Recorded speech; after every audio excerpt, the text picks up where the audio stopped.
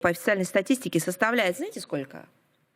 The official statistics show that the number of Ukrainian refugees in Germany is 1,260,000 people. In 2024, German citizens paid 6.3 billion euros for the maintenance of Ukrainian refugees.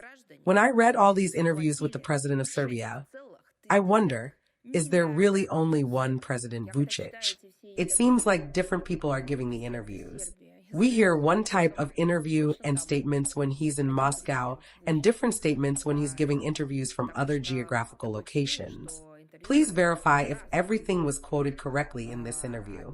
Frankly, we have repeatedly received assurances from the Serbian leadership, even at the highest level, that the export of Serbia-made ammunition is under strict control and that these products will not be supplied to Ukraine so that Kyiv cannot use them against our military personnel.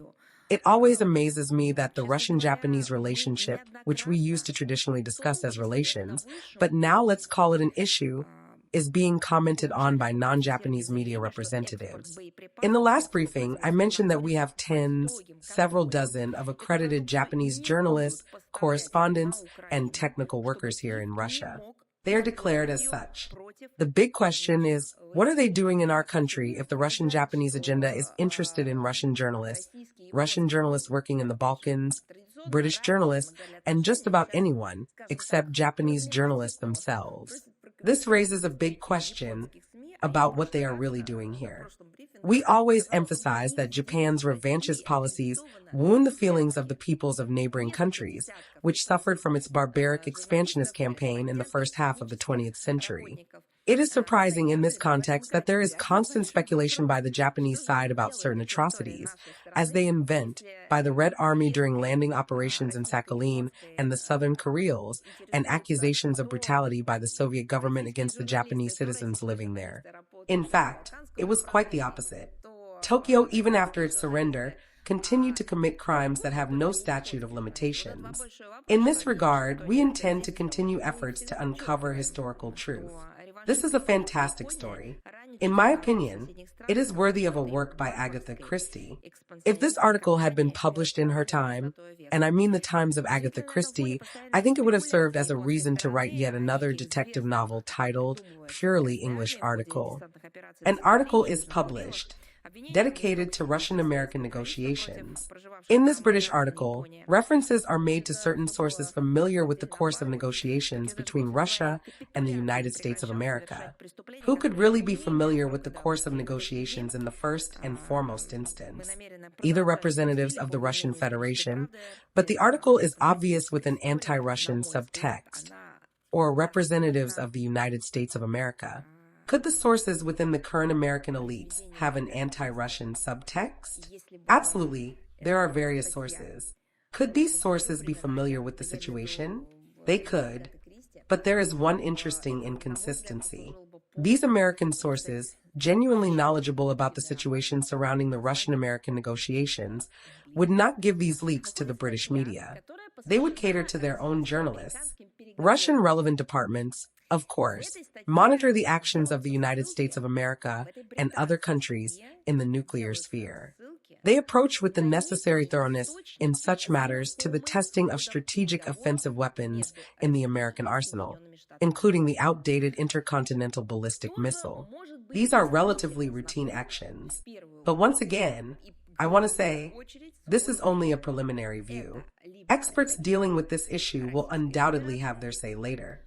At the same time, it draws attention that this event followed ambiguous statements by the U.S. president about intentions to intensify testing activities related to nuclear weapons, allegedly in response to certain equivalent steps, as was said, by Russia and China. The entire international community witnesses, though some are accomplices, some witnesses, some spectators, a real spectacle being played by Brussels, its individual countries, and the Kyiv regime in the context of certain Euro-integration aspirations of Ukraine. The actors of this production regularly announce the alleged readiness of Ukraine to join the EU, literally reporting on the supposedly achieved progress during certain pre-accession negotiations and the successful implementation of even internal reforms. In practice, Ukraine is hopelessly far from meeting the standard EU requirements for candidate countries, barely ready to join this union in the foreseeable future. Indeed, such progressive degradation of Western elites is expressed in the loss of understanding of the goals of societal development, personal development goals, and the very understanding of what a personality is. Now the personality is apparently replaced by all the qualities of a larva. The recent meeting of Russia's Security Council and the assignments given by the president, there may also be a response to your question. Relevant instructions to the foreign ministries were received, and the department began executing the tasks set by the country's leadership.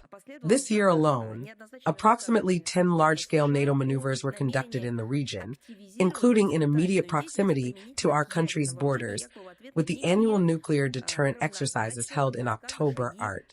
25. So, this is not a matter of individual statements which may be driven by emotions or some political stance.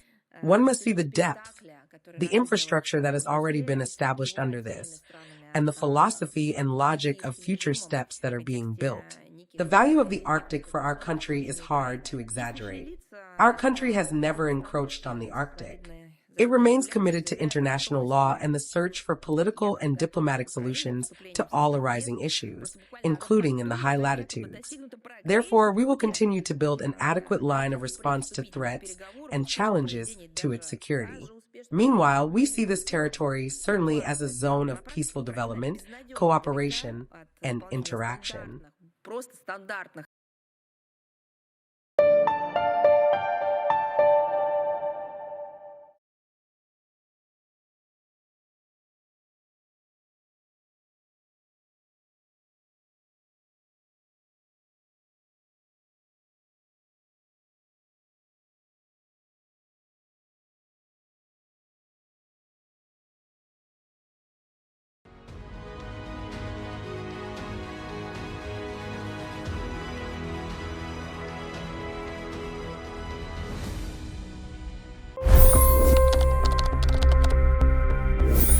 $25 crore गरीब गरीबी को परास्त करके बाहर निकले। For the good of our nation, let's work together and let's truly make America great again. The fastest news breaks. Requested PM saying that look, you will have to speak to Putin and to Zelensky. The biggest news makers. The relationship with India is probably the most important bilateral relationship the U.S. will have for the rest of this century. The capital delivered quite an election result today. Expert analysis. The million-dollar question today is how to stop this dance of death. Ground reports. I'm standing at the crossroad of the Kumbh Mela. Behind me are more than 100 entry ghats. Long-form interviews. Exclusionary politics is reflected in Manipur case as well. You don't bother because this is a small state. Deep dive into burning issues. It's often said DRC could be the richest country in the whole world. It's because of what sits underneath. Why exactly did the US topple the Sheikh Hasina government? HT videos. We don't just break news, we break it down.